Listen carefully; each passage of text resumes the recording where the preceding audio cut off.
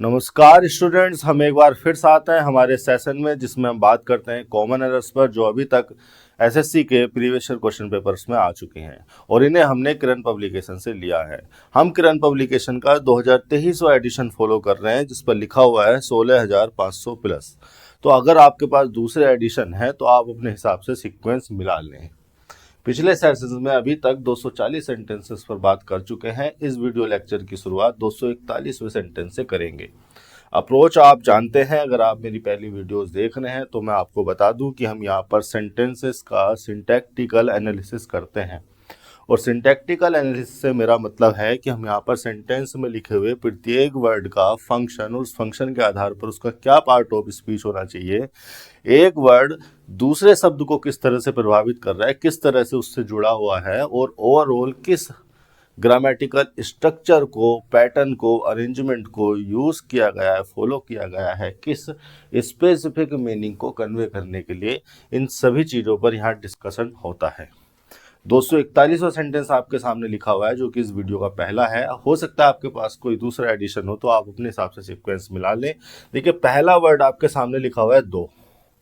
ये एक कंजंक्शन है और ये कंजंक्शन ऐसा है कि ये कॉन्ट्रास्ट फैक्ट्स को जोड़ता है। कॉन्ट्रास्ट का मतलब अपोजिट, अपोजिट फैक्ट्स या रीजन, फैक्ट्स भी नहीं कहूंगा मैं, रीजन, REASSON। ठीक है, कोई भी ऐसी इंफॉर्मेशन जो दूसरी क्लोज से, देखिए कंजंक्शन है तो दो क्लोजेज होंगी, तो जो क्लोज ये दो कंजंक्शन जोड़ रहा है वो अपोजिट होगी, कॉन्ट्रास्ट नेचर की होगी, कॉन्ट्राडिक्टरी नेचर की होगी उस दूसरी मेन क्लोज से। मेन क्लोज में जो इंफॉर्मेशन दी है और वो एक रीज़न होती है, लेकिन होती कैसा है, अपोजिट रीज़न होती है। देखिए समझ लेते हैं। दो हो गया हमारा कंजंक्शन, उसके बाद अब ये कंजंक्शन ने जिस क्लोज को जोड़ा है वो क्लोज स्टार्ट हो गई। पुलिस यहाँ पर नाउन हो गया, द यहाँ पर आर्टिकल हो गया। जैसे ही आपको नाउन फ्रेज दिखती है तो आपके दिमाग में तीन बातें आती हैं कि सर ये नाउन फ्रेज या तो सब्जेक्ट हो सकती है, ऑब्जेक्ट हो सकती है या कॉम्प्लीमेंट हो सकती है। कॉम्प्लीमेंट यहाँ पर होने का स्कोप नहीं है क्योंकि कॉम्प्लीमेंट होती तो इससे पहले लिंकिंग वर्ब लगी होती। ऑब्जेक्ट भी इसको नहीं कहा जा सकता है क्योंकि इससे पहले कोई प्रीपोजिशन या ट्रांजिटिव वर्ब नहीं लगी है। तो निश्चित तौर पर ही अब इसको आप सब्जेक्ट कंसीडर करके चलेंगे। ये हो गया आपका सब्जेक्ट। ट्राइड हो गई आपकी मेन वर्ब, और मेन वर्ब इसलिए क्योंकि कोई दूसरी वर्ब तो है नहीं। अब ये जो मेन वर्ब है ये भी एक्शन नेचर की वर्ब है आपकी, लिंकिंग वर्ब ये नहीं है। और एक्शन में भी ये ट्रांजिटिव नेचर की वर्ब है। ट्रांजिटिव नेचर की वर्ब वो वर्ब होती है जिनके बाद ऑब्जेक्ट लिखा जाना है। ऑब्जेक्ट मतलब कोई नाउन प्रोनाउन लिखा जाना है। ठीक है, तो कहाँ है इसका ऑब्जेक्ट? इसका ऑब्जेक्ट ऑल है या सोर्ट्स है? एक्चुअली में ऑल सोर्ट्स, ये पूरी एक नाउन फ्रेज ही इसका ऑब्जेक्ट हो रही है। सोर्ट्स यहाँ पर नाउन हो गया और ऑल हो गया उस सोर्ट्स के लिए डिटरमिनर। ठीक है, चलो शॉर्ट पर बात कर लेते हैं। एक मिनट आपको समझा देता हूँ शॉर्ट का क्या मतलब है। शॉर्ट, SORT, ये जो शॉर्ट वर्ड है ये नाउन भी हो जाता है और वर्ब भी हो जाता है। जब ये नाउन होगा, जब ये नाउन होता है, NOUN, जब ये नाउन होता है तो इसका मतलब होता है एक कैटेगरी और ग्रुप ऑफ सिमिलर या कॉमन थिंग्स। कॉमन थिंग्स या सिमिलर थिंग्स लिख देता हूँ, है ना। जिन जिन थिंग्स में कुछ सिमिलर हो उनकी कैटेगरी को, उनके ग्रुप को हम सॉर्ट कह सकते हैं। ठीक है, और जब ये वर्ब होता है तब भी ये लगभग इसी तरह के सिमिलर मीनिंग को कन्वे करता है, बस फंक्शन चेंज हो गया। सॉर्ट का मतलब है टू पुट, जब सॉर्ट वर्ब होती है तो उसका मतलब है to put things in order to categorize them. ठीक है, चीजों को एक ऑर्डर में रखना ताकि उनको कैटेगराइज किया जा सके। ये हो गया सॉर्ट जब वर्ब होती है। और यूज कैसी होती है? Sort of something, sorts of something भी लिख सकते हैं। सॉर्ट्स ऑफ समथिंग, अगर हमें देखिए काउंटेबल है, मैंने क्या लिखा है, एक category of group of things. ठीक है, एक category of group of similar things, तो आ लगाया तो मैंने इसका मतलब काउंटेबल है। अगर काउंटेबल है तो फिर सिंगुलर भी हो सकता है, प्लूरल भी हो सकता है, और उसी हिसाब से फिर यहाँ पर आर्टिकल भी आ सकता है सिंगुलर प्लूरल के हिसाब से। ऑल सोर्ट्स तभी तो होगी, आपके सेंटेंस में क्या लिखा है, ऑल सोर्ट्स लिखा हुआ है, क्योंकि ऑल एक डिटर्मिनर है और वो ऐसा डिटर्मिनर है जो काउंटेबल नाउन के साथ भी यूज हो जाता है, अनकाउंटेबल के साथ भी यूज हो जाता है। लेकिन जब ऑल डिटर्मिनर काउंटेबल के साथ यूज होता है तो उसको प्लूरल कर देता है, वो मोर देन वन की बात होती है। जैसे आप क्या लिखोगे, ऑल बॉयज लिखोगे, ठीक है, ऑल मनी तो नहीं लिख सकते, मनीज नहीं कर सकते, मनी तो अनकाउंटेबल है, तो यहाँ पर क्या लिखोगे, मनी। तो ये अनकाउंटेबल नाउन है मनी, अनकाउंटेबल नाउन, उसके साथ भी ऑल को यूज कर लिया आपने, और बॉयज एक काउंटेबल नाउन है, उसके साथ जब यूज किया तो प्लूरल हो गया। ठीक है, इस तरह से जो है सोर्ट्स यूज हो जाता है, sort of something, sorts of something, और यहाँ पर जरूरत के हिसाब से आप अपने डिटर्मिनर या आर्टिकल वगैरह भी लगा सकते हैं। इसी के सिमिलर मीनिंग को कन्वे करने वाले कुछ और वर्ड आपको मिल जाते हैं, जैसे सॉर्ट की जगह आपको काइंड मिल सकता है, ठीक है, फॉर्म मिल सकती है, वैरायटी मिल सकती है, टाइप भी मिल सकता है, ठीक है, एटीसी लिखवा देता हूं मैं, एक दो अगर मेरे से छूट भी गए हों तो। काइंड्स लिखा हुआ देखा होगा, वैरायटी, ये सब आपने इसी तरह के यूज में देखे होंगे, variety of something, a group, a type of something, ठीक है। तो ये वापस आते हैं सेंटेंस पर। दो the police tried, transitive verb हो गई, उसका ऑब्जेक्ट हो गया ऑल सोर्ट्स। अब आगे ये बताया गया है कि किसके सोर्ट्स की बात हो रही है, किसकी कैटेगरीज की बात हो रही है। ऑफ प्रीपोजिशन लगा है उस रिलेशन को बताने के लिए, और ऑफ मेथड्स लगा हुआ है एक नाउन, ठीक है। अब ये जो प्रीपोजिशनल फ्रेज है ऑफ मेथड्स, ये जो प्रीपोजिशनल फ्रेज है, ये प्रीपोजिशनल फ्रेज लगाई गई है सोर्स के लिए, सोर्स से नाउन, तो आप इसको क्या कहेंगे, एडजेक्टिव फ्रेज कहेंगे, ठीक है। ये प्रीपोजिशन और प्रीपोजिशन का ऑब्जेक्ट जो हो रहा है ये नाउन मेथड्स, ये पूरी प्रीपोजिशनल फ्रेज एडजेक्टिव फ्रेज हो गई सोर्स के लिए। आगे लगाया गया है टू इलिसिट, टू हो गया प्रीपोजिशन, और देखिए प्रीपोजिशन के बाद या तो ऑब्जेक्ट आना चाहिए था जो कि निश्चित तौर पर ये एक नाउन होता, या फिर टू के बाद हम V1 भी लगा देते हैं इन्फिनेटिव बनाने के लिए। अब आप यहाँ पर आप ध्यान से देखेंगे तो ना तो 2 + V1 इन्फिनेटिव है, ये जो इलिसिट है ये तो एक एडजेक्टिव है। इलिसिट का मीनिंग मैं आपको समझा देता हूं, इलिसिट का मीनिंग होता है इलीगल। अगर आपने प्रीवियस ईयर की वोकैब पढ़नी स्टार्ट कर दी है और आपके सामने ये वर्ड आया हो तो मैं आपको बता दूं, इलिसिट एक एडजेक्टिव होता है और इसका मतलब होता है इलीगल, ठीक है, या कुछ ऐसा जो सोशली डिसअप्रूव्ड हो, सोशली डिसअप्रूव्ड, उसको हम इलिसिट कह सकते हैं। तो यहां पर तो आपके सामने एडजेक्टिव लगा हुआ है, ये एडजेक्टिव का तो कहीं से कहीं टू के साथ कोई कॉम्बिनेशन है ही नहीं। आप समझिए मेरी बात को, या अगर टू को प्रीपोजिशन कंसीडर कर रहे हो तो प्रीपोजिशन के बाद ऑब्जेक्ट यानी कि नाउन आना चाहिए था, एडजेक्टिव लगा दिया आपने तो ये तो गलत हो गया, ना ही आपने इन्फिनेटिव बना रखा है। तो क्या करेंगे, एक्चुअली में जो कंटेक्स्ट दिया हुआ है सेंटेंस का, जिस मीनिंग को कन्वे करने की कोशिश की जा रही है, वो हमारी हेल्प करेगी कि यहाँ पर इसको प्रीपोजिशन मान के ऑब्जेक्ट यहाँ पर कोई लिखे, या इसको 2 + V1 इन्फिनेटिव। देखिए आगे क्या लिखा हुआ है, आगे लिखा हुआ है इंफॉर्मेशन एक नाउन, और फिर एक प्रीपोजिशन आ गया फ्रॉम, और फ्रॉम द पब्लिक, प्रीपोजिशन का ऑब्जेक्ट लगा हुआ है। एक्चुअली में इलिसिट नहीं, यहाँ पे एलिसिट होना चाहिए था, एक वर्ब होनी चाहिए थी।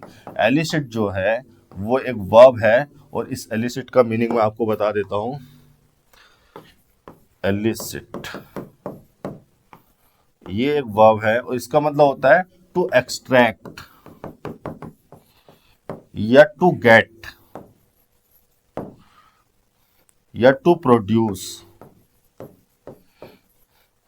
Something from something, something from something, मतलब किसी चीज से किसी दूसरी चीज को एक्सट्रैक्ट करना, उसमें से निकालना। और ये समथिंग भी स्पेशली क्या होगी, इंफॉर्मेशन या कोई डिटेल। इस कंटेक्स्ट में इस वर्ड को ज्यादा यूज किया जाता है, स्पेसिफिकली किसी इंफॉर्मेशन को, किसी डिटेल को एक्सट्रैक्ट करना, गेट करना। मैं आपको एक किताब दे दूं और मैं उससे बोलूं, अब मैं आपसे बोलूं कि इस किताब में से इस टॉपिक पे थोड़ी सी इंफॉर्मेशन निकाल के दो, तो आप क्या करोगे, एलिसिट करोगे, एक्सट्रैक्ट करोगे उसमें से उस इंफॉर्मेशन को। यहां पर यही मीनिंग यूज होना था, तो यहां पर हमें चाहिए थी वर्ब, ठीक है, to elicit information from the public, public से वो इंफॉर्मेशन एक्सट्रैक्ट करनी थी, गेट करनी थी। तो यहां पर इन्होंने ये गलत वर्ड लिखा हुआ है, एलिसिट नहीं, एलिसिट होना चाहिए यहां पर। और ये है ट्रांजिटिव वर्ब, क्योंकि एलिसिट करोगे तो किसी इंफॉर्मेशन को तो करोगे या किसी चीज को तो करोगे। तो ट्रांजिटिव नेचर की वर्ब है, तो ट्रांजिटिव नेचर की वर्ब के बाद ऑब्जेक्ट आ गया जो कि इंफॉर्मेशन, एक नाउन लिखा हुआ है, फिर कहाँ से एक्सट्रैक्ट करनी है, कहाँ से गेट करनी है, उस मीनिंग को देने के लिए फ्रॉम प्रीपोजिशन आ गया, फ्रॉम द पब्लिक उसका ऑब्जेक्ट हो गया। अब ये जो प्रीपोजिशनल फ्रेज है ये क्या है, एडजेक्टिव फ्रेज है या एडवर्ब फ्रेज है, इंफॉर्मेशन के लिए लगाई गई है या एलिसिट के लिए लगाई गई है? ऑफ कोर्स एलिसिट के लिए लगाई गई है, एलिसिट के लिए लगाई गई है, तो ये होगी एडवर्ब फ्रेज। इसको एडवर्ब फ्रेज कंसीडर करके चलेंगे तो ज्यादा सही रहेगा। ओके, और ये हमारा इन्फिनेटिव तो था, लेकिन उसमें इन्फिनेटिव में एक वर्ब भी तो आ गई थी, तो उस वर्ब का एट्रीब्यूट चेक किया तो हमने पाया ट्रांजिटिव वर्ब है। ट्रांजिटिव वर्ब ने अपना ऑब्जेक्ट ले लिया इन्फॉर्मेशन, फिर उसने एक एडवर्ब फ्रेज ले ली कि उस इन्फॉर्मेशन को कहाँ से कैसे एक्सट्रैक्ट करना है, ठीक है। अब आगे देखिए, एक लगा है दे प्रोनाउन, जो कि सब्जेक्टिव केस में लगा हुआ है। अब ऐसा तो है नहीं इसको ऑब्जेक्ट बनाने की कोशिश करेंगे, कोई बच्चा अगर इसको ऑब्जेक्ट या कुछ और बनाने की कोशिश भी करे तो वो ये देख ले कि इससे पहले कोई ट्रांजिटिव वर्ब या प्रीपोजिशन नहीं है, तो इसको ऑब्जेक्ट तो होना नहीं है। लिंकिंग वर्ब भी इससे पहले कोई नहीं लगी, तो इसको कॉम्प्लीमेंट भी नहीं होना है। फिर तो ये दे सही लिखा है, मतलब सब्जेक्ट लिखा है। हमने लगाया था कंजंक्शन, मतलब कॉम्प्लेक्स सेंटेंस है, दो कंजंक्शन हमने लगाया गया है, दो कंजंक्शन से हमने एक क्लोज जोड़ी है जो कि एक अपोजिट या कॉन्ट्रास्ट रीजन है या इंफॉर्मेशन है इस दूसरी क्लोज के, इस मेन क्लोज के इंफॉर्मेशन से अपोजिट है। अब ये दूसरी जो क्लोज है ये स्टार्ट हो गई है, दे सब्जेक्ट आ गया, इसके बाद इसका प्रेडिकेट आना चाहिए, और प्रेडिकेट में सबसे पहले आ जाता है मेन वर्ब। अब ये मेन वर्ब जो है, यहां पर मैं थोड़ा सा इसको जगह बनाता हूं। ये जो मेन वर्ब है ना आपकी रिमेन, ये मेन वर्ब, ये एक्शन नेचर की नहीं है, ये लिंकिंग नेचर की वर्ब है। लिंकिंग नेचर की वर्ब वो वर्ब होती है जो अपने बाद कॉम्प्लीमेंट लेती है, और इस कॉम्प्लीमेंट को लिंक करने के लिए लिंकिंग वर्ब लगाई जाती है। कॉम्प्लीमेंट को किससे लिंक करना है, सब्जेक्ट से। सब्जेक्ट है हमारा दे, मतलब दे रिमेन साइलेंट। कहाँ है इसका कॉम्प्लीमेंट, ये साइलेंट एडजेक्टिव है, और यही है इसका कॉम्प्लीमेंट। साइलेंस नाउन होता है, साइलेंट एडजेक्टिव होता है, साइलेंटली एडवर्ब होता है। कॉम्प्लीमेंट मैं आपको पिछले कई लेक्चर में समझा चुका हूं, वर्ब चैप्टर को आप मेरे ध्यान से देख लें, वो बहुत ही काम का चैप्टर है। साइलेंट ये जो एडजेक्टिव है और ये कॉम्प्लीमेंट बन रहा है, कॉम्प्लीमेंट मैं आपको बता चुका हूँ, नाउन हो सकते हैं कॉम्प्लीमेंट, प्रोनाउन हो सकते हैं, एडजेक्टिव हो सकते हैं, एडवर्ब मैनर कॉम्प्लीमेंट नहीं बन पाते हैं। क्यों नहीं बन पाते हैं आप देख ही चुके हैं, कई बार मैं समझा चुका हूँ। ये आपका सेंटेंस हो गया, तो गलती कहाँ थी, इलिसिट की जगह एलिसिट हो रहा था, और ये पूरे सेंटेंस की स्ट्रक्चर को आपने इस तरह से एनालाइज कर लिया कि यहाँ पर किसी भी चीज को छोड़ा नहीं गया है। और देखिए मीनिंग क्या कन्वे किया जा रहा है, पुलिस ने ट्राई तो किया इन्फॉर्मेशन लेने के लिए, मतलब पब्लिक से इन्फॉर्मेशन एलिसिट एक्सट्रैक्ट करने के लिए पुलिस ने बहुत ट्राई किया, बहुत मेथड लगाए, दे रिमेन साइलेंट। अब उन्होंने देखिए ट्राई किया था तो इन्फॉर्मेशन निकल जानी चाहिए थी। ये जो रीजन यहाँ पर दिया गया है, ये रीजन दिया गया है इस दे रिमेन साइलेंट का बिल्कुल अपोजिट, कॉन्ट्रास्ट। इतना ट्राई किया उन्होंने, फिर भी वो साइलेंट ही रहे।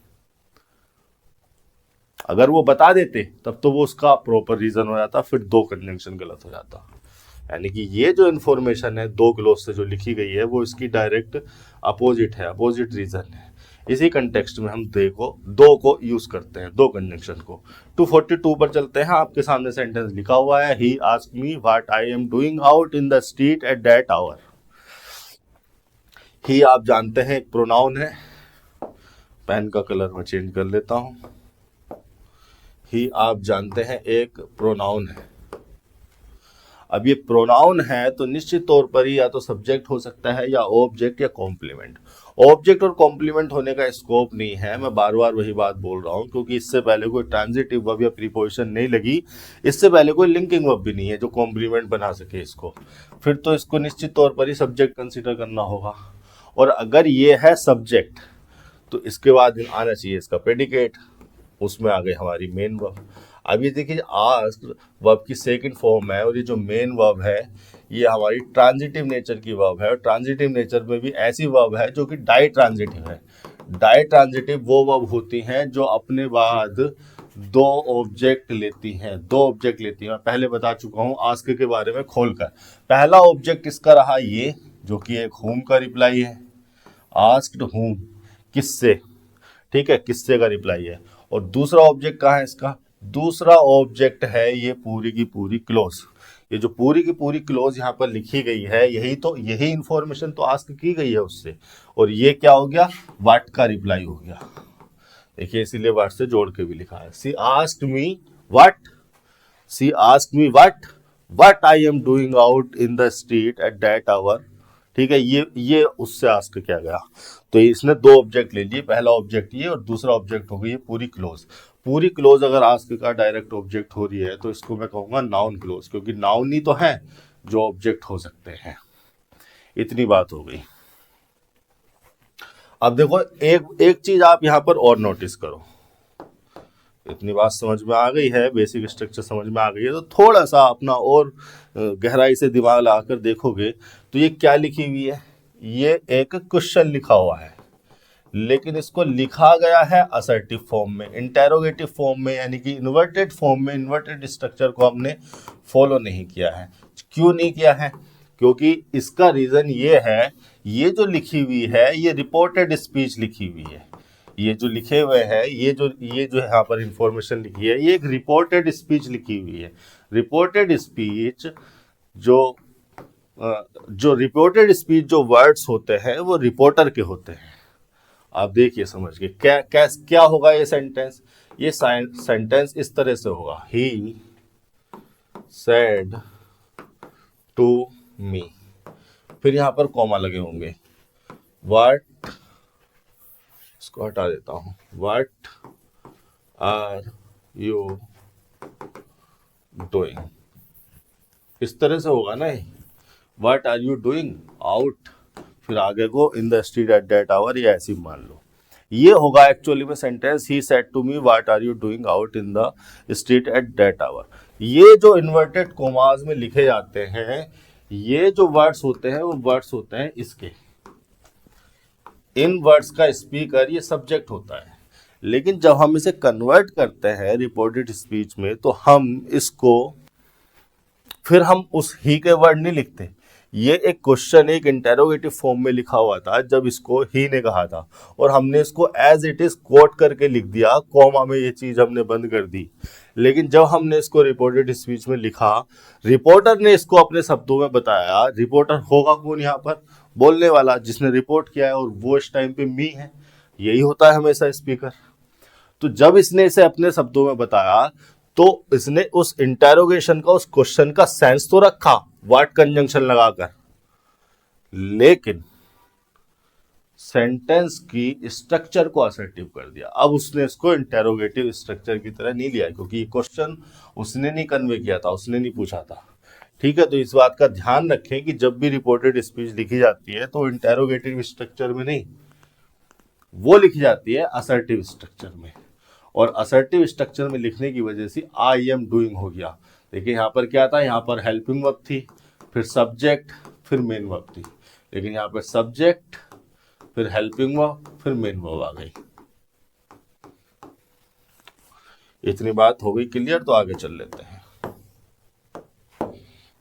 ही asked me what I am doing. What देखिए प्रोनाउन जो था ये कंजंक्शन भी हो सकता है, और यहाँ पर इसने कंजंक्शन का काम कर दिया, और कंजंक्शन होने के साथ साथ ये इस डूइंग ट्रांजिटिव वर्ब का ऑब्जेक्ट भी हो रहा है। देखो चीजें उतनी कॉम्प्लिकेटेड नहीं है। क्या लिखा हुआ था अभी सेंटेंस जो मैंने हटा दिया, व्हाट आर यू डूइंग लिखा हुआ था ना, आगे को चलो कुछ वो जो है वो ऐसे कैसे मान लो। आप अच्छे जानते हैं कि आर हो गई यहाँ पर हेल्पिंग वर्ब, यू हो गया सब्जेक्ट, और डूइंग जो है मेन वर्ब है, और ट्रांजिटिव एक्शन है। ट्रांजिटिव एक्शन है तो अपने बाद ऑब्जेक्ट लेगा। कहाँ है वो ऑब्जेक्ट, वो ऑब्जेक्ट एक्चुअली में शुरू में लगा हुआ है। क्योंकि इंटेरोगेटिव क्वेश्चन था, इंटेरोगेटिव स्ट्रक्चर थी, तो हमें WH वर्ड से स्टार्ट करनी थी, हमने उसको शुरू में लिख दिया। तो ये जो व्हाट ऑब्जेक्ट हो रहा था डूइंग का, वो अभी भी ऑब्जेक्ट है। लेकिन अब ये जो व्हाट है ये कंजंक्शन के फंक्शन में आ गया इन दोनों क्लोजेस को जोड़ने के लिए। अब चूंकि ऑब्जेक्ट है तो प्रोनाउन तो अभी भी है। भाई अगर ऑब्जेक्ट है तो प्रोनाउन तो अभी भी है, क्योंकि ऑब्जेक्ट सब्जेक्ट का काम जो है वो तो नाउन प्रोनाउन नहीं कर सकते हैं, और यहाँ पर भी प्रोनाउन था। तो ये जो व्हाट वर्ड है ये प्रोनाउन होने के साथ साथ कंजंक्शन भी हो जाता है, डिटर्मिनर भी हो जाता है। इस पर भी मैं पिछली किसी वीडियो में बता चुका हूं। दोबारा अगर इससे रिलेटेड कोई क्वेश्चन आएगा तो डिटेल में फिर बात करेंगे। ठीक है, अभी आगे चलते हैं। He asked me what I am doing. I हो गया सब्जेक्ट, ठीक है, और ये यू चेंज हुआ होगा इसके हिसाब से, मी के हिसाब से। क्यों चेंज होता है ये भी मैं बताऊंगा जब डायरेक्ट इनडायरेक्ट पढ़ाऊंगा। एम हो गई हेल्पिंग वर्ब, और डूइंग हो गया मेन वर्ब। अब ये जो मेन वर्ब है ट्रांजिटिव एक्शन है, और इसका ऑब्जेक्ट हमने शुरू में लगा दिया। आउट क्या लिखा हुआ है? आउट लिखा हुआ है एक एडवर्ब ऑफ प्लेस।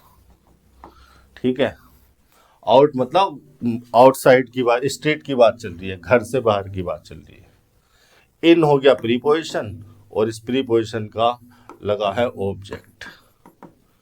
देखिए गलती यहां पर थी जो हम मिस कर गए, एम नहीं वाज होना है।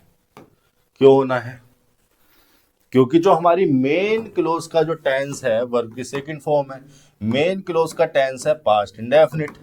और इस बात को अगर समझना हो तो जरा टाइमलाइन पर आते हैं, यहाँ टाइमलाइन पर आते हैं।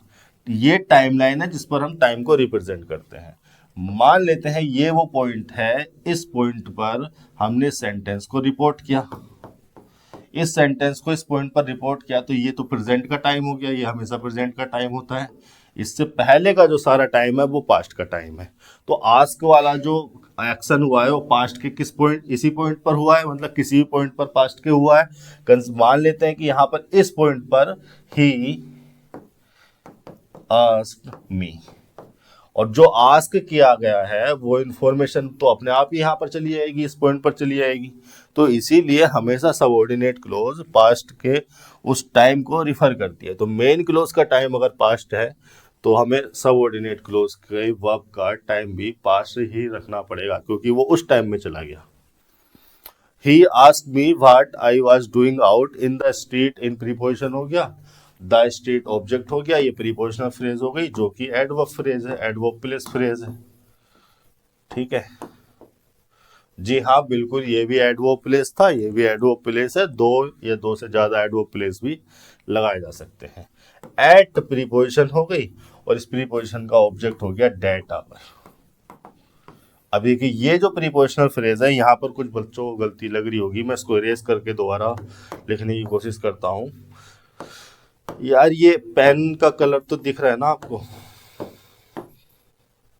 रेड, रेड तो नहीं, येलो, येलो ही सही है।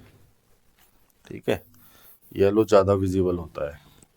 एट प्रीपोजिशन हो गई, और इस प्रीपोजिशन के बाद लगा हुआ है इसका ऑब्जेक्ट। अब देखिए जो प्रीपोजिशनल फ्रेज लगी हुई है ये क्या है? एडवर्ब ऑफ टाइम है। लेकिन एक चीज है जो कुछ स्टूडेंट्स को कंफ्यूज कर सकती है, वो ये कि सर ये जो आवर है ये तो ड्यूरेशन है, और ड्यूरेशन के लिए तो आपने बताया था इन लगाते हैं, यहां पर आपने एट लगा रखा है। भाई मैंने पिछले 2-3 लेक्चर में ये बात बताई है कि हम जो टाइम प्रीपोजिशन है, मतलब जब जब किसी नाउन से हमें किसी टाइम को रिफर करना होता है, day, night, morning, evening, 2 years, 3 years, 5 PM, 8 PM, 9 AM, ठीक है, नून, होली, दिवाली, कोई ओकेजन, मतलब किसी भी नाउन से हमें जब किसी टाइम को रिफर करना होता है तो हम 3 तरह के प्रीपोजिशन यूज करते हैं। एक एट यूज करते हैं, एक इन यूज करते हैं, और एक यूज करते हैं हम ऑन। अब ये जो एट है ना, ये हम तब यूज कर सकते हैं जब हम किसी स्पेसिफिक पॉइंट को रिफर कर रहे हैं। ठीक है, स्पेसिफिक पॉइंट से क्या मतलब है? स्पेसिफिक, SPECIFIC, स्पेसिफिक पॉइंट से क्या मतलब है? जैसे मैंने लिख दिया 9 AM, तो ये एक स्पेसिफिक पॉइंट हो गया। ठीक है, और जैसे मैंने लिख दिया नून, तो नून का मतलब क्या है? 12 AM, 12 PM, तो ये सब क्या है? स्पेसिफिक पॉइंट है। इन प्रीपोजिशन का यूज कर सकते हैं हम जब हम किसी नाउन को ड्यूरेशन के रूप में लिख रहे हैं। ड्यूरेशन के रूप में मतलब 2019, अब 2019 एक पॉइंट तो है नहीं, एक साल ही है, विंटर, विंटर भी एक पॉइंट नहीं है, ठीक है। नाइट, नाइट भी आप समझिए कि द नाइट लगाते हैं तो हम इन लगा देते हैं, ठीक है। जैसे मैंने लिखा जनवरी, जनवरी भी क्या है, एक ड्यूरेशन ही है। जैसे मैंने लिखा 4 आवर्स, 4 आवर्स क्या है, ड्यूरेशन है। ऑन को हम तब लगाते हैं जब किसी स्पेसिफिक डे या डेट को रिफर करते हैं, ठीक है। स्पेसिफिक पॉइंट के केस में एट लगाते हैं, और on Holi, on Diwali, on 15 अगस्त 1947, ठीक है, ऑन 10 जनवरी 2024, इस टाइप से हम ऑन लगाते हैं। इस पर हम बात कर चुके हैं। तो सवाल आपके दिमाग में ये आना चाहिए था कि सर ये जो आवर है तो ड्यूरेशन है, तो इसके साथ एट क्यों लगाया गया है, और आप सही कह रहे हैं। देखिए बच्चा, आवर ड्यूरेशन तब होती जब ये किसी न्यूमरल यूनिट के साथ लिखा होता। 2 आवर्स एक ड्यूरेशन है, 2 आवर्स एक ड्यूरेशन है। एन आवर, NHOUR, ये एक ड्यूरेशन है। यहाँ पर आवर को ड्यूरेशन की तरह रिफर ही नहीं किया जा रहा। आवर अगर ड्यूरेशन होती तो इसके साथ 1 2 3 4 5 कुछ तो लिखा होता, समझ रहे हैं बात को। तो आवर को यहाँ पर ड्यूरेशन की तरह रिफर ही नहीं किया जा रहा। एट डेट आवर से एक स्पेसिफिक पॉइंट को रिफर किया जाने का ये एक तरीका है, ठीक है। आवर जो है यहाँ पर कोई ड्यूरेशन नहीं है। देखिए यहाँ पर समझ लेते हैं ध्यान से, आप यूज कर सकते हैं एट डेट आवर या एट दिस आवर, और इस तरह से लिखकर आप एट डेट आवर से रिफर कर रहे हैं एट डेट स्पेसिफिक पॉइंट, और एट दिस आवर अगर आप लिख रहे हैं तो आप रिफर कर रहे हैं एट दिस स्पेसिफिक पॉइंट, ठीक है। तो आवर यहां पर उस तरह से एक ड्यूरेशन को रिफर ना करके एक पॉइंट को ही रिफर करता है, ये इसके मीनिंग है। हाँ, अगर यहां पर लिखा होता 2 आवर्स तो आप इन लगा सकते थे, बिल्कुल सही है। अगर यहां पर लिखा होता एन आवर, आप इन लगा सकते थे, बिल्कुल सही है, ठीक है। चलो और भी कुछ ध्यान आ रहा है इस चीज के बारे में, वो भी बता देता हूं। ऑन द आवर एक टाइम फ्रेज होती है, एट बहुत टाइम फ्रेज इसको कह सकते हैं, और ऑन द आवर का मतलब होता है आवरली। आवरली से मतलब एवरी आवर, ठीक है। एक मतलब इसका और संभव है, वो ये है at the beginning of the next hour. जो अगला घंटा होगा, जैसे ही सुई जो है 12 पे पहुंचेगी, मिनट की सुई जो है 12 पे पहुंचेगी, अगला घंटा स्टार्ट हो जाएगा, ठीक है, क्लॉक के हिसाब से। तो उसकी बिगनिंग पर ही जैसे ही सुई 12 बजे पहुंचती है, उस टाइम को भी रिफर कर देता है at the beginning of the next hour, ठीक है। इडियोमेटिक एक्सप्रेशन है ऑन द आवर। जैसे एग्जाम्पल के तौर पर अगर मैं इनको यूज करना चाहूं तो मैं लिख सकता हूं the bus will leave on the hour, ठीक है। अभी अगर जैसे 8:45 हो रहे हैं, तो जैसे ही 9 बजेंगे ये जो है बस लीव कर जाएगी अगले घंटे के पहले पॉइंट पर, at the beginning of the next hour. ये इस मीनिंग को कन्वे करने के लिए एक सेंटेंस लिखा दिया मैंने। इस मीनिंग को कन्वे करने के लिए भी एक सेंटेंस लिखा देता हूं, the bus to Delhi departs on the hour. इसका मतलब क्या है, एवरी आवर से, यानी कि आवरली, यानी कि 8 बजे भी एक बस जाती है, 9 बजे भी, 10 बजे भी, 11 बजे भी, 12 बजे भी, 1 2 3 4 5 6 7 8, ठीक है। एवरी आवर जो है बस दिल्ली के लिए जाती है, डिपार्ट करती है। तो एवरी आवर या आवरली के मीनिंग को भी कन्वे कर देता है। इसी से मिलती जुलती एक और फ्रेज मेरे ध्यान में आ रही है, अगर कहीं मिल जाए तो घबराना मत। ये है every hour on the hour. Idiomatic expression है, इसी तरह के टाइम फ्रेज है ये। Every hour on the hour का मतलब है at the beginning of every hour, मतलब ये इसी मीनिंग को कन्वे कर रही है। ऑन द आवर का जो ये आवरली वाला एवरी आवर वाला मीनिंग है ना, इसी मीनिंग को कन्वे कर रही है ये phrase. Every hour on the hour, बस इसको इस तरह से लिख दिया जाता है, at the beginning of every hour. एक प्रीपोजिशन और आ सकता है आवर के साथ। देखो परेशान नहीं कर रहा हूं मैं आपको, बिल्कुल नहीं कर रहा हूं, मैं जानता हूं कि मैं आपको क्या बता रहा हूं, क्या समझा रहा हूं। कोई चीज जब सामने आ जाती है 2 4 5 मिनट रुककर उसके बारे में सोच लेना चाहिए। ये टाइम का सही इस्तेमाल है। आपके सामने ऐसे भी लिखा आ सकता है, बाय द आवर या फ्रॉम आवर टू आवर, ये भी लिखा आ सकता है। अब ऐसी अगर या तो ये वाली है ये वाली, इन दोनों में से कोई भी फ्रेज लिखी हुई आए ना, इसका मतलब हम किसी चेंज को एक्सप्रेस करना चाह रहे हैं, किसी चेंज को या किसी कंटिन्यूटी को एक्सप्रेस करना चाह रहे हैं, कंटिन्यूटी को एक्सप्रेस करना चाह रहे हैं। जैसे मैं लिख सकता हूं the economy is improving from hour to hour. ठीक है, तो आवर टू आवर कोई चीज अगर चेंज हो रही है, उसमें एक कंटिन्यूटी में कंटिन्यूअस चेंज हो रहा है, तो हम लिख सकते हैं from hour to hour. By the hour भी लिख सकते हैं, ठीक है, बाय द आवर, ये हो गया। ये दोनों फ्रेजेस इसी चेंज को दिखाती हैं। ओके, एक फ्रेज जो है वो लिखवा देता हूं। अगर आपके सामने इस तरह से कहीं पर लिखा आ जाए एट एनी आवर, तो इसका क्या मतलब समझेंगे आप?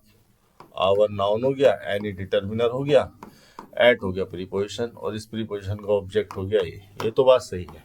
ये रिफर करता है एट एनी स्पेसिफिक टाइम या पॉइंट ऑफ डे और नाइट, डे का या नाइट का कोई भी स्पेसिफिक पॉइंट ऑफ टाइम। जैसे एग्जाम्पल के तौर पर मैं लिख सकता हूं she takes bath at any hour. At any time तो आपने कई बार लिखा हुआ देखा होगा, एट एनी टाइम तो आपने कई बार लिखा देखा होगा, लेकिन आवर भी लिखा जाता है एट एनी आवर। इसका मतलब क्या है? वो न दिन देखती है, न रात, न सुबह, न दोपहर, जब उसका मन करता है at any hour, at any specific point of day और नाइट वो नहाने चली जाती है। ठीक है, तो इस तरह की चीजें अगर आपके सामने आ जाए तो इनको भी ध्यान रखना। ये हो गया आपका 242वां सेंटेंस। यहाँ पर गलती थी, मेन क्लोज के टेंस के हिसाब से ही सबऑर्डिनेट क्लोज का टेंस एडजस्ट किया जाता है। 242 आपका खत्म हुआ। 243 पर बात कर लेते हैं। ये रहा, had I been in my brother's position I would have refuse the offer. ठीक है, देखिए ये कंडीशनल सेंटेंस है। कंडीशनल सेंटेंस कैसे पता चला मुझे? यहाँ पर एक ये जो लगाई गई है, ये कंडीशन लगाई गई है, और इस कंडीशन का जो रिजल्ट हो सकता था, जो रिजल्ट संभव है या हो सकता था कभी पास्ट में, भाई पास्ट को रिफर किया जा रहा है, क्या लगाया जा रहा है यहाँ पर? पास्ट परफेक्ट लगाया जा रहा है।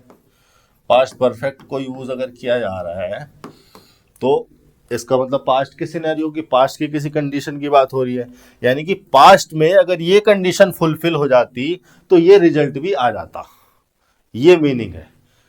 देख लेते हैं, हैड हो गई हेल्पिंग वर्ब, आई हो गया सब्जेक्ट, बीन हो गई वर्ब की थर्ड फॉर्म, ठीक है, और ये हो गई मेन वर्ब, लिंकिंग नेचर की वर्ब है।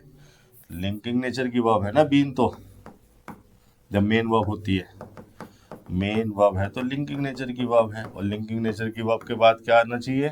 कॉम्प्लीमेंट आना चाहिए, और वो कॉम्प्लीमेंट कोई नाउन हो सकता है, प्रोनाउन हो सकता है, एडजेक्टिव हो सकता है, एडवर्ब मैनर नहीं हो सकता। दूसरे एडवर्ब आ जाते हैं लेकिन फिर वो कॉम्प्लीमेंट ही कहे जाएंगे, एडवर्ब का फंक्शन को छोड़ देंगे। प्रीपोजिशनल फ्रेज भी कॉम्प्लीमेंट बन जाती हैं, क्योंकि प्रीपोजिशनल फ्रेज जब एडजेक्टिव बन सकती है तो कॉम्प्लीमेंट भी बन सकती है। इतनी बात हो गई। तो यहाँ पर क्या लिखी हुई है? प्रीपोजिशनल फ्रेज लिखी हुई है, ये प्रीपोजिशन, और इस प्रीपोजिशन का ऑब्जेक्ट हो गया माई ब्रदर्स पोजिशन। पोजिशन हो गया नाउन, और ब्रदर हो गया उसका पजेसिव नाउन, और पोजिशन होगी पजेशन। अपोस्ट्रोफी एस लगाया गया है ब्रदर में पजेसिव एट्रीब्यूट को, पजेसिव फंक्शन को जनरेट करने के लिए। और ये जो माई डिटर्मिनर लगाया गया है ये ब्रदर के लिए लगाया गया है, ना कि पोजीशन के लिए। हमेशा ही ये जो डिटर्मिनर यहाँ पर आर्टिकल लगा रहता है वो पजेसिव नाउन के लिए लगा रहता है, उस पोजीशन के लिए वो नहीं रहता। तो माई यहाँ पर ब्रदर के लिए लगाया गया है, पोजीशन के लिए तो ब्रदर पे अपोस्ट्रोफी एस लगाया गया है। ठीक है। और ये जो प्रीपोजिशनल फ्रेज हो गई, ये हो गई कॉम्प्लीमेंट किसका, आई का। बीन हमारी लिंकिंग वर्ब हो गई। और ये लग गई है कंडीशन जो कि पास्ट में है, और ये एक इमेजिनरी अनरियल सिचुएशन होती है। भाई पास्ट में जो हो गया वो हो गया, उसका आप कुछ किया तो जा नहीं सकता, लेकिन हम ये रियलिटी में नहीं है, हम ये इमेजिन करते हैं। ये एक इमेजिनरी सिचुएशन होती है। इमेजिन कर रहे हैं अब प्रेजेंट के मोमेंट पर, और इमेजिन कर किसे रहे हैं, पास्ट में किसी चीज को, कि यार पास्ट में ये हो जाता, पास्ट में ये कंडीशन फुलफिल हो जाती तो ये रिजल्ट आ जाता, ये हो जाता। पास्ट के किसी सिनेरियो को इमेजिन करते हैं, इसलिए इस तरह की स्ट्रक्चर को लिखते हैं। Had I been in my brother's position, अब जो पास्ट में ये कंडीशन है उसका रिजल्ट भी पास्ट में आ जाता। I would have refuse the offer. Would यहाँ पर आई तो सब्जेक्ट हो गया, आप जानते हैं। वुड यहाँ पर हो गया मोडाल, यानी कि हेल्पिंग वर्ब। और ये जो हैव यहाँ पर लगाया गया है, हैव प्लस वर्ब की थर्ड फॉर्म पे ध्यान दीजिए। हैव प्लस वर्ब की थर्ड फॉर्म। अब देखिए हैव प्लस वर्ब की थर्ड फॉर्म लगाई जाती है कंप्लीशन को एक्सप्रेस करने के लिए, परफेक्ट के केस में। ठीक है, कंप्लीशन यहां पर किस चीज का हो रहा है, कंप्लीशन तो हुआ ही नहीं है इस एक्शन का, रिफ्यूज तो किया ही नहीं है। देखिए मेरी बात समझिए, हैव प्लस वर्ब की थर्ड फॉर्म लगाई जाती है कंप्लीशन को एक्सप्रेस करने के लिए, और मैं ये कह रहा हूं कि ये पास्ट का सिनेरियो है, और अगर इसका कंप्लीशन हो गया तो फिर हम इमेजिन किसे कर रहे हैं, एक्चुअली में ये कंप्लीट हुई नहीं होगी प्रोसेस, हम इमेजिन कर रहे हैं कि ये हो जाता तो ये भी प्रोसेस कंप्लीट हो जाती। ये सारा का सारा इमेजिनेशन चल रहा है, और उस इमेजिनेशन को एक्सप्रेस करने के लिए ही वुड लगाया जाता है। वुड एक ऐसा मोडाल है जो हम इमेजिनेशन एक्सप्रेस करने के लिए लगाते हैं। इमेजिनेशन इमेजिन किया जा रहा है पास्ट में इस एक्शन के कंप्लीशन का, अगर ये कंडीशन फुलफिल हो जाती तो। ये इतनी बात समझिए। रिफ्यूज हो गया मेन वर्ब यहाँ पर, और ये मेन वर्ब जो है रिफ्यूज, ये भी ट्रांजिटिव नेचर की वर्ब है। ट्रांजिटिव नेचर की वर्ब है तो इसके बाद इसका ऑब्जेक्ट होना चाहिए, वो ऑब्जेक्ट लिखा हुआ है द ऑफर। और रिफ्यूज का मतलब होता है टू एग्री या not to agree, to do और एक्सेप्ट समथिंग। आप मेरे पास आए, आपने मुझे कोई ऑफर दिया, ऐसा कर लो वैसा कर लो, मैंने एग्री नहीं किया, यानी कि मैंने रिफ्यूज कर दिया। ये हो गया आपका 243 सेंटेंस। इसमें तो कोई गलती है नहीं, नो एरर हो जाएगा।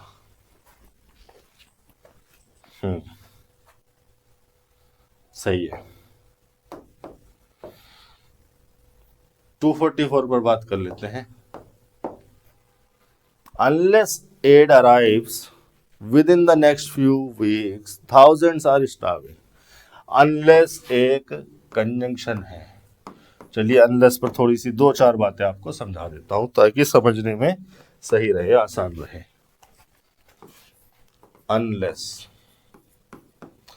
unless एक सबऑर्डिनेट कंजंक्शन है। सबऑर्डिनेट कंजंक्शन केवल और केवल सबऑर्डिनेट क्लोजेस को ही जोड़ते हैं। ये यूं कहिए कि सबऑर्डिनेट कंजंक्शन केवल और केवल क्लोजेस को ही जोड़ते हैं।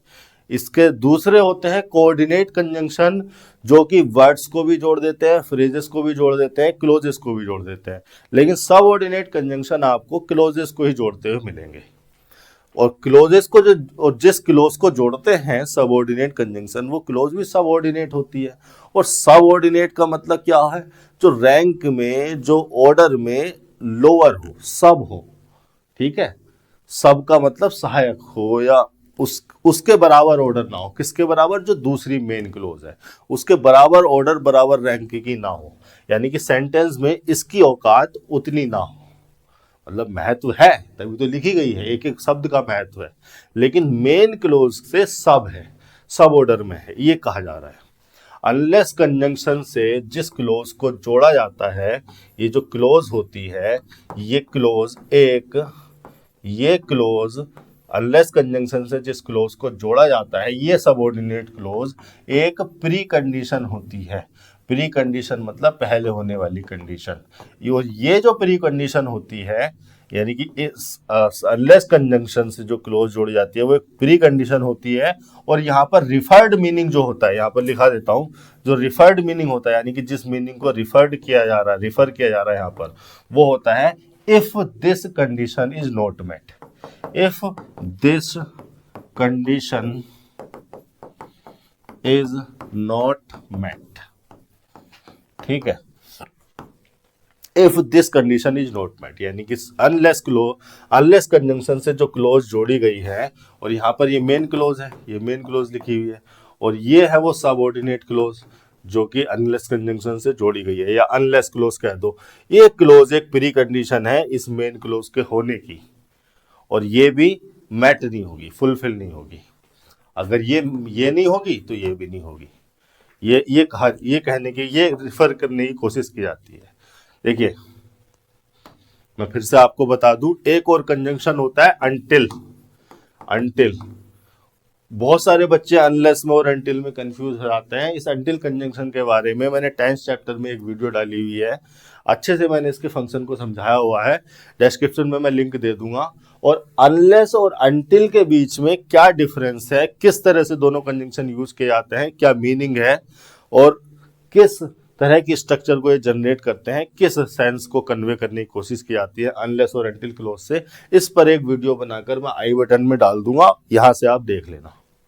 ये बहुत सारे बच्चे कंफ्यूज हो जाते हैं, अनलेस और अनटिल के बीच का डिफरेंस वो नहीं समझ पाते। वो कई बार तो हिंदी में ट्रांसलेट करके देखते हैं तो एक जैसा मीनिंग उन्हें दिखाई देता है, लेकिन अगर सेंटेंस इंप्रूवमेंट में, क्लोज टेस्ट में कहीं पर भी अनलेस और अनटिल दोनों कंजंक्शन आ गए ना ऑप्शन में, तो कर नहीं पाओगे, कंफ्यूज हो जाओगे। इसलिए इसके डिफरेंस को समझ लेना अच्छे से, मैं आई बटन पे वीडियो डाल दूंगा। वापस आते हैं सेंटेंस पे। तो अनलेस यहाँ पर लगाया गया है, अनलेस से एक क्लोज यहाँ पर लिखी गई है, और ये जो क्लोज है ये एक प्री कंडीशन है, और कहने का मतलब ये है कि अगर ये नहीं हुई तो ये भी नहीं होगी, ये कंडीशन अगर फुलफिल नहीं हुई तो ये भी नहीं होगी। Unless aid arrives within the next few weeks, thousands are starving if this condition is not met. ठीक है, शुरू कर लेते हैं। अनलेस कंजंक्शन लग गया, एड हो गया यहाँ पर मेन, एड हो गया यहाँ पर नाउन, और नाउन हो गया तो यहाँ पर ये तो सब्जेक्ट है, इससे पहले कोई ट्रांजिटिव वर्ब या लिंकिंग वर्ब तो है नहीं जो ऑब्जेक्ट या कॉम्प्लीमेंट मान ले। अराइव्स हो गया मेन वर्ब, और मेन वर्ब जो है आपकी एक्शन नेचर की वर्ब है और इंट्रांजिटिव वर्ब है। इंट्रांजिटिव वर्ब है तो ऑब्जेक्ट तो लेगी नहीं, और ऑब्जेक्ट ले भी नहीं रही। आगे क्या लगा हुआ है, विद इन लगा हुआ है। विद भी ने कंपाउंड प्रीपोजिशन लगा दिया, मल्टीवर्ड प्रीपोजिशन है, दो प्रीपोजिशन को एक साथ मिलाकर लिख दिया, कोई बड़ी बात नहीं है, कोई दिक्कत नहीं है। With in the next few weeks, अब देखिए द नेक्स्ट फ्यू वीक्स, ये प्रीपोजिशन हो गया, और इस प्रीपोजिशन का ऑब्जेक्ट हो गया the next few weeks. Weeks noun, few एक डिटर्मिनर लग गया, और ये भी डिटर्मिनर लग गया, और ये भी डिटर्मिनर लग गया। एक नाउन के लिए एक से ज्यादा डिटर्मिनर आ सकते हैं, बस उनको लिखने का एक ऑर्डर होता है।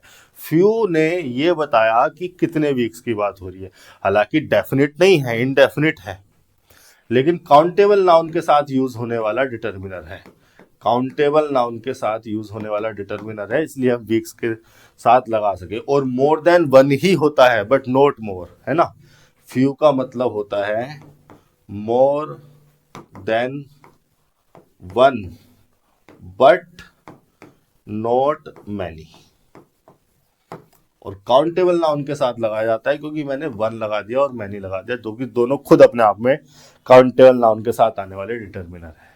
नेक्स्ट लगाया गया है उन वीक्स का ऑर्डर बताने के लिए, तो ये डिटर्मिनर अलग इंफॉर्मेशन दे रहा है, नंबर के बारे में बता रहा है, और ये नेक्स्ट जो डिटर्मिनर है ये अलग इंफॉर्मेशन दे रहा है, ये ऑर्डर के बारे में बता रहा है। अब चूंकि ऑर्डर के बारे में बता दिया तो हमने उसको डेफिनेट कर दिया, किसको, वीक्स को, कि कौन से वीक्स की बात हो रही है। भाई जब भी बोला जा रहा है ये सेंटेंस, उसी से नेक्स्ट वाली वीक्स की बात हो रही है, तो डेफिनेट कर दिया।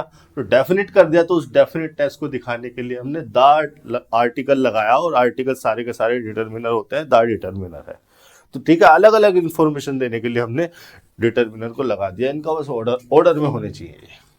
द नेक्स्ट फ्यू वीक्स, अब देखिए जो द नेक्स्ट फ्यू वीक्स है, ये कंडीशन, ये जो कंडीशन आपकी लगी हुई है ये द नेक्स्ट फ्यू वीक्स की बात कर रही है, यानी कि ये चीज कब होगी, नेक्स्ट फ्यू वीक्स में होगी। अब जब कंडीशन आपकी पहुंच गई है नेक्स्ट फ्यू वीक्स में, यानी कि फ्यूचर में ले गई है, तो ये वाली जो क्लोज है ये भी उस टेंस को फॉलो करनी चाहिए। थाउजेंड्स तो हो गया आपका, थाउजेंड्स तो हो गया आपका एक तरीके से, इसको देखे थाउजेंड, थाउजेंड एक यूनिट है और थाउजेंड से थाउजेंड्स बनाकर रिफर किया जा रहा है प्यूपिल और थिंग्स के नंबर को, है ना। 1000 ऑफ प्यूपिल, थाउजेंड्स का मतलब है 1000 ऑफ प्यूपिल और थिंग्स, है ना। अब यहाँ पर तो क्योंकि थिंग्स की बात चल नहीं रही है, क्योंकि आगे वर्ब ऐसी लगी है स्टार्व, यहाँ पर तो प्यूपिल की बात ही हो रही है। तो ये हो गया क्या आपका प्लूरल, और आर लग गई यहाँ पर हेल्पिंग वर्ब और ये लग गई मेन वर्ब।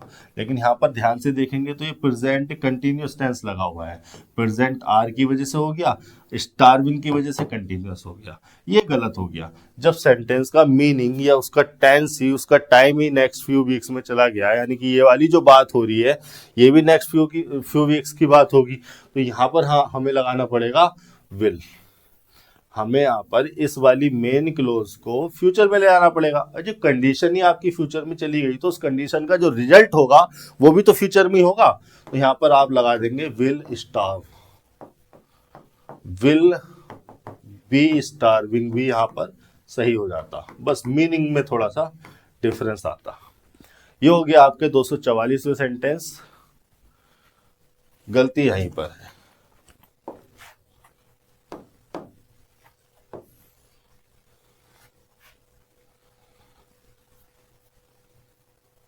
अरे वाह, ये भी सही है भाई, मुझे तो लगा सेंटेंस लिखा ही नहीं। I have been working in this organisation since 3 years। Okay, I यहाँ पर हो गया एक प्रोनाउन जो कि निश्चित तौर पर एक सब्जेक्ट है। हैव बीन वर्किंग, भाई वर्किंग तो सबको पता है, मेन वर्ब लगी है वर्ब के आईएनजी फॉर्म के साथ, वर्ब के आईएनजी फॉर्म में लिखी हुई। हैव बीन क्या हो गया, कंपाउंड हेल्पिंग वर्ब। अब देखो कंपाउंड हेल्पिंग वर्ब मैं इसको क्यों कह रहा हूँ, क्योंकि यहाँ पे लिखा हुआ है सिंस 3 years। सही है या गलत है तो बाद में देख लेंगे, सिंस वैसे यहाँ पर होना नहीं है, 4 यहाँ पर होना है। आप में से कईयों को पता होगा क्यों होना है, मैं अभी बता दूंगा 4 3 years। लेकिन ये जो टाइम लगा हुआ है ये टाइम लगा होता है पार्शियल कंप्लीशन दिखाने के लिए। चलो पहले इस पर बात कर लेते हैं, क्योंकि इस टाइम की वजह से ही यहाँ पर टेंस डिसाइड होता है। तो ये जो टाइम यहाँ पर लिखा रहता है ये एडवर्ब ऑफ टाइम होता है, और adverb of time decide the tense of a sentence. जो भी एडवर्ब टाइम होगा वो डिसाइड कर देता है कि सेंटेंस की जो मेन वर्ब है उसका टेंस क्या होना है, वर्ब को किस टेंस फॉर्म में जाना है। तो ये है आपकी वो टाइम लाइन, और इस टाइम लाइन पर ये पॉइंट हो गया आपका रिपोर्ट टाइम, जिस टाइम पर आपने सेंटेंस को बोला या कहा। इस रिपोर्ट टाइम को ही मैं प्रेजेंट का टाइम कंसीडर करके चलता हूं, बाकी इससे पहले का सारा पास्ट है, इसके बाद का सारा फ्यूचर है। इससे इस पॉइंट से 1 सेकंड पहले भी मैं पास्ट ही कंसीडर करता हूं।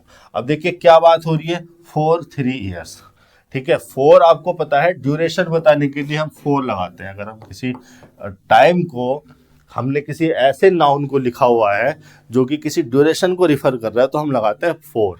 सिंस जो लगाया जाता है वो लगाया जाता है पॉइंट के साथ, है ना। एनी स्पेसिफिक, देखिए सिंस का मतलब होता है, सिंस का मतलब मैं लिखा देता हूं, from any specific point of time in the past until now और लेटर टाइम, यानी कि पास्ट के किसी भी स्पेसिफिक पॉइंट से लेकर नाउ तक, अंटिल नाउ या फिर लेटर टाइम तक। तो ये किसके साथ लगाया जाता है, फ्रॉम एनी स्पेसिफिक पॉइंट। अगर यहां पर लिखा होता, यहां पर लिखा होता कोई भी टाइम लिख दो, 2019 लिख दो, तो ये तो एक टाइम हो गया, ये नंबर लाइन पे रिप्रेजेंट किया जा सकता है एक पॉइंट की तरह, 2019, 2020। तो यहाँ पर हम सिंस लगा सकते थे, लेकिन 3 इयर्स तो एक ड्यूरेशन है, तो इसके लिए लगाते हैं 4। अब देखिए, अगर इस टाइम पर रिपोर्ट किया गया है सेंटेंस को, इस टाइम पर अगर बोला गया है सेंटेंस को, तो 3 ईयर इससे पीछे चले जाओ, यानी कि इस पॉइंट की बात चल रही है। अगर ये पॉइंट दिया रहता, ठीक है, और डिटेल में जाना है, लो आज है 20 तारीख, 20 है या 21 है, 20 तारीख है, आज है 20 मार्च 2024 और मैं लेक्चर रिकॉर्ड कर रहा हूं 12 बजे, 12 PM, ठीक है। अगर मैं 3 साल की पहले की बात कर रहा हूं तो ये कौन सा टाइम होगा, ये टाइम होगा 20 मार्च 2019 का, नहीं 19 कैसे होगा, 21 का, 2021 का 12 बजे। अगर मैं ये पॉइंट लिख देता तो मैं सिंस लगाता, लेकिन मैंने सेंटेंस को यहां बोला और ये ड्यूरेशन लिखी तो मैंने 4 लगाया। अब देखो, मैं अगर 4 लगा रहा हूं तो भी मैं इस पॉइंट को रिफर कर रहा हूं इनडायरेक्ट वे में, अगर मैं सिंस लगा रहा हूं तो इस पॉइंट को रिफर करके मैं इस ड्यूरेशन को भी तो बता दे रहा हूं। भाई अगर मैंने सिंस के साथ ये टाइम लिखा और बोला सेंटेंस यहां पे, तो ये अंडरस्टूड हो गया कि मैं इस ड्यूरेशन को रिफर कर रहा हूं। आंतरिक रूप से ड्यूरेशन का रेफरेंस भी चला गया कि 3 साल से ये काम चल रहा होगा। और अगर मैं इस पॉइंट पर इस सेंटेंस को बोल रहा हूं और 4 लगाकर ड्यूरेशन लिख रहा हूं 3 साल, तो अंदरूनी रूप से इनहेरेंट वे में, इनडायरेक्ट वे में ये भी पता चल गया कि ये इस तारीख से इस टाइम से चल रहा होगा। तो एक ही बात होती है, कहने का तरीका होता है, यही यहां पर गलती थी। अब देखो, अगर मैंने 4 लगाया है ड्यूरेशन, तो इसका मतलब ये जो एक्शन है वर्किंग वाला, यहाँ स्टार्ट हुआ होगा, यहाँ चला होगा और यहाँ पर अभी भी चल रहा होगा, तभी तो मैं परफेक्ट कंटिन्यूअस लगा रहा हूं, है ना।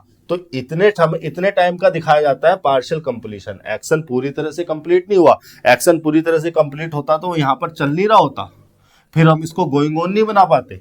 गोइंग ऑन हमने बनाया है प्रेजेंट परफेक्ट कंटिन्यूअस लिखी है, प्रेजेंट कंटिन्यूअस भी है इसमें, प्रेजेंट कंटिन्यूअस है बी प्लस वर्ब की आईएनजी के फॉर्म के रूप में, ये है प्रेजेंट कंटिन्यूअस। यहाँ पर लिख देता हूं मैं प्रेजेंट कंटिन्यूअस, और प्रेजेंट परफेक्ट भी है इसमें, प्रेजेंट परफेक्ट है हैव प्लस वर्ब की थर्ड फॉर्म के रूप में, तो प्रेजेंट परफेक्ट भी है यहाँ पर। प्रेजेंट परफेक्ट फॉर्म को यूज किया मैंने इस पार्शियल कंप्लीशन को दिखाने के लिए, और प्रेजेंट कंटिन्यूअस यूज किया मैंने बी प्लस वर्ब की आईएनजी फॉर्म इस प्रेजेंट के पॉइंट पर कंटिन्यूटी को एक्सप्रेस करने के लिए। ठीक है, इतनी बात हो गई कि ये एक्शन कंप्लीट नहीं होता है, इनकम्प्लीट ही होता है, बस इसकी इस ड्यूरेशन के कंप्लीशन को दिखाने के लिए परफेक्ट फॉर्म लगा दी जाती है, इसी को कह देते हैं ग्रामेरियन पार्शियल कंप्लीशन, आधा अधूरा कंप्लीशन। इतनी बात हो गई। I have been working in लग गया यहाँ पर प्रीपोजिशन, दिस डिटर्मिनर हो गया इस ऑर्गेनाइजेशन के लिए, और ये दिस ऑर्गेनाइजेशन है, ये जो नाउन फ्रेज है, ये नाउन फ्रेज हो गई ऑब्जेक्ट उस प्रीपोजिशन के लिए, इनके लिए। ये हो गया 245वां सेंटेंस। चीजों में कई बार टाइम लग जाता है, अगर आप उनको डिटेल में समझना चाहते हैं, जानना चाहते हैं, तो आपको ये प्राइस, ये कीमत चुकानी पड़ेगी, आपको समय देना पड़ेगा। इस तरह से अगर आप अपनी अप्रोच को रखते हैं, समय देते हैं चीज़ों को, तो निश्चित तौर पर ही आप विजयी होंगे, चीज़ों को हमेशा हमेशा के लिए अच्छे से सीख पाएंगे। अगर आपको किसी भी सेंटेंस से कोई भी डाउट है तो आप मुझे बेझिझक कमेंट सेक्शन में लिख सकते हैं। आज के लिए इतना ही, धन्यवाद।